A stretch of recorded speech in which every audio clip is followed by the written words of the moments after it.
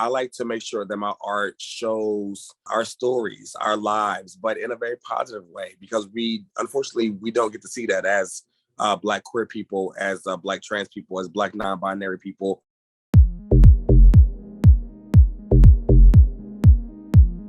I actually had a very tough time at first and then a very wonderful time growing up in Philly as a Black boy who loved to dance, mainly because when I was 16, I got kicked out of my house because my family was Jamaican and they, just was not putting up with, all the gay stuff and, just even being feminine-esque, all of that was just such a no-no for them. It was hard at first because I felt as though that, me loving to dance, me being, a bit more feminine was like the issue, the problem. When I got kicked out, I really got immersed in the gay community in Philadelphia. I was introduced to ballroom, and ballroom really took me in because many people in the ballroom community are ostracized or exiled, from their communities. And I became, a part of that community.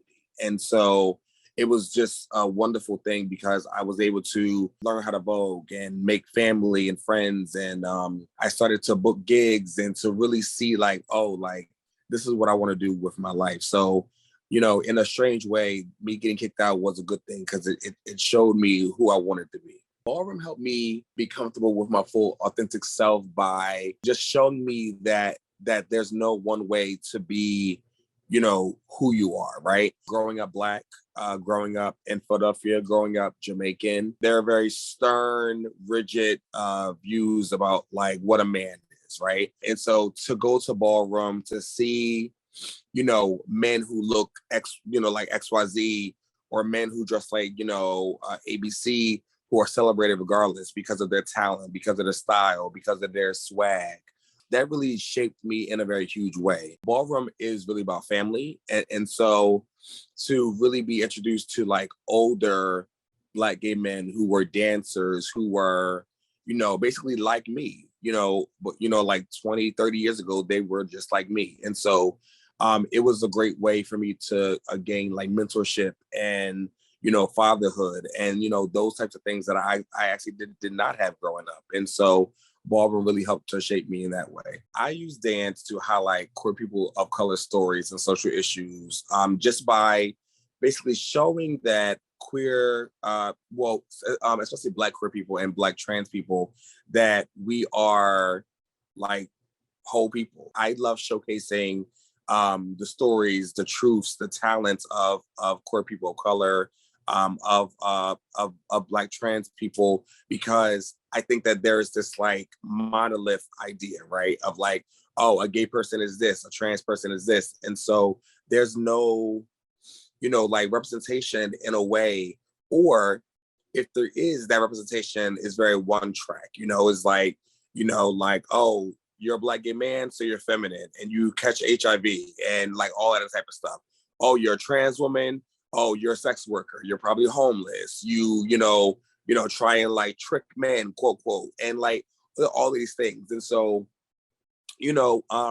those are narratives, but those are not the only narratives. And so I like to make sure that my art shows, our stories, our lives, but in a very positive way, because unfortunately, we don't get to see that as Black queer people, as Black trans people, as Black non-binary people. We don't get to see all the joy and love and the fun, because unfortunately the world loves drama. So they would rather show the drama, the mess, the shade, all of that type of stuff. And, we're just bigger than that. So for me, I'm always the person that's like, what's a story that I haven't seen before? What's a story that I wish I saw, when I was younger? One of my favorite projects I ever did was, it was called Vogue for Black Lives Matter in 2020.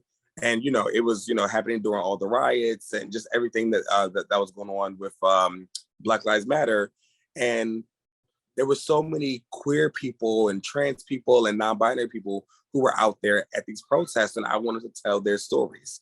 And so I did that through Vogue. I did that through social messaging. And the video went viral, and everyone was watching it and telling me how much they loved it. People overseas were contacting me. And so I love stuff like that so much because once again, there are people overseas who saw that video and said, "Oh, I love this." Even though it is also entertainment, like I can see myself here. I can see my community here, and like that's really what I want to do with my art. The biggest thing when I look back is that I stayed headstrong in school.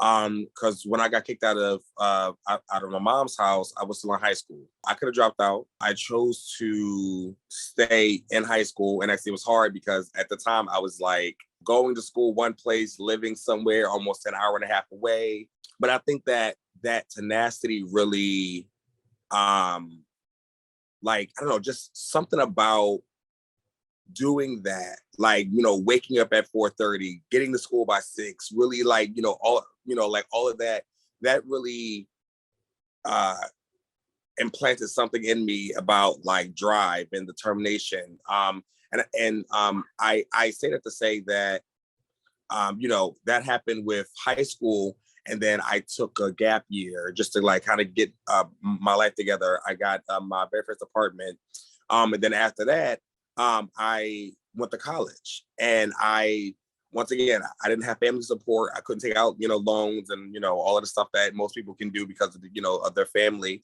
So I was so determined to go to school.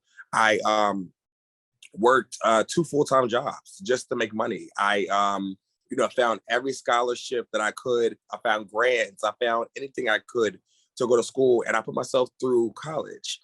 And now, actually, this fall, I'm starting Yale for my master's degree. I already told Yale that, listen, I'm telling y'all now, I'm bringing my Black queer Jamaican ass into this space, and I really want y'all to know. And so they said, let's do it. I'm going to give them, Black queer Shakespeare. I'm going to give them, Black queer art. I'm going to give them like Jamaican art that they've never seen before. All of these amazing things that Yale especially has never seen before. Ivy League has not seen before. And so just thinking back on my journey, I think if I had dropped out of high school, who knows if I would have been in this place today.